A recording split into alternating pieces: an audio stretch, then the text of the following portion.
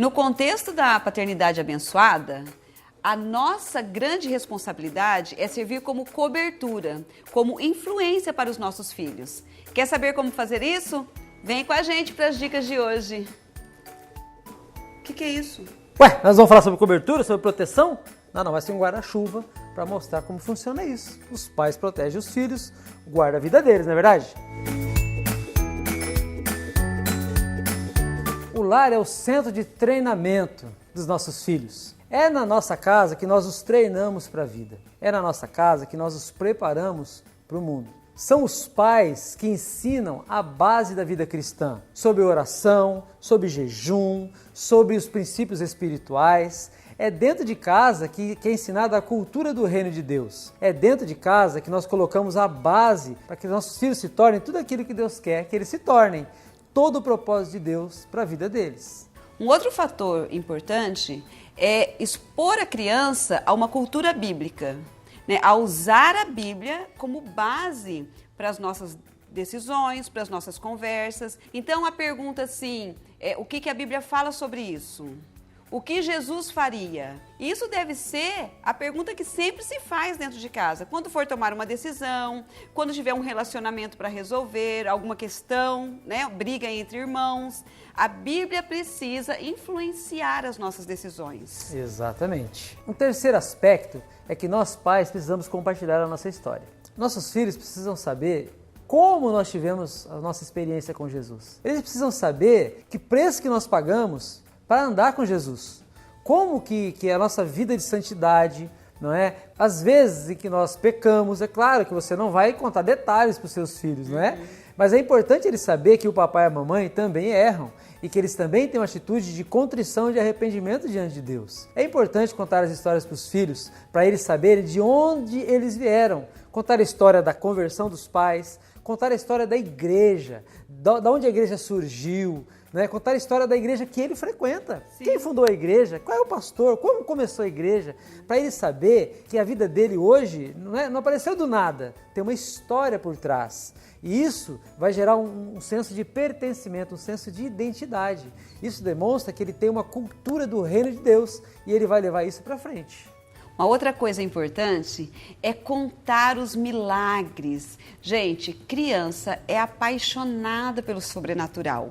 Então, deixa a criança participar disso. Sabe, se tem alguém doente na família, na igreja, chama a criança para orar junto e fala para ela, olha, Jesus pode curar. E quando o milagre acontecer, compartilha isso. Sabe, é muito legal que isso seja conversa na hora do almoço, na mesa. As coisas que Jesus fez, as coisas que Deus fez na família, uma cura, um suprimento financeiro, nós precisamos compartilhar isso com os nossos filhos, porque isso vai gerar fé no coração deles e quando eles estiverem passando por alguma situação, eles vão se lembrar, Deus fez, Ele pode fazer de novo.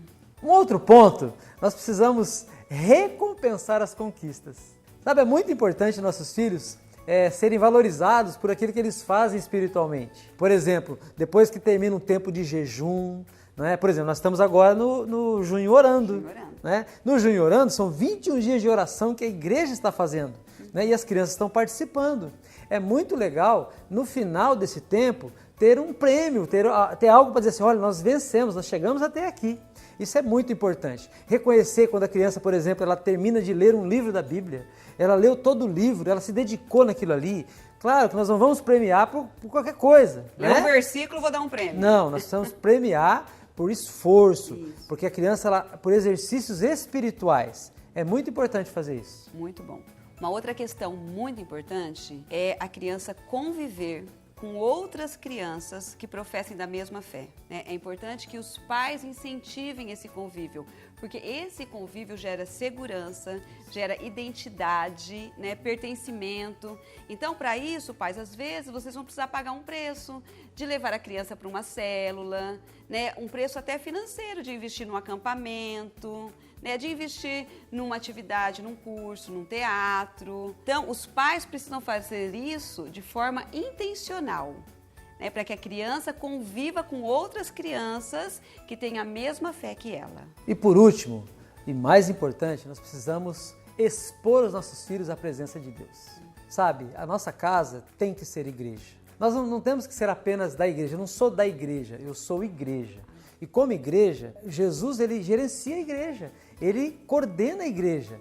Então a criança, ela precisa ter experiências com Deus, experiências de fé, experiências de adoração, de rendição, de contrição. Ela precisa ter essa experiência de ouvir a voz de Deus. Sabe que Samuel, ele era muito novo e ele estava ali no templo, trabalhava no templo, ele foi consagrado ao Senhor. Ele morava no templo com o sacerdote, não é verdade? Mas um dia Deus falou com ele. Mas sabe, pastor Simone, ele não reconheceu a voz de Deus, porque ele nunca tinha ouvido a voz de Deus. Ele estava no templo, ele sabia como funcionava todas as regras ali, sabia do louvor, sabia de tudo, mas ele não conhecia a voz de Deus.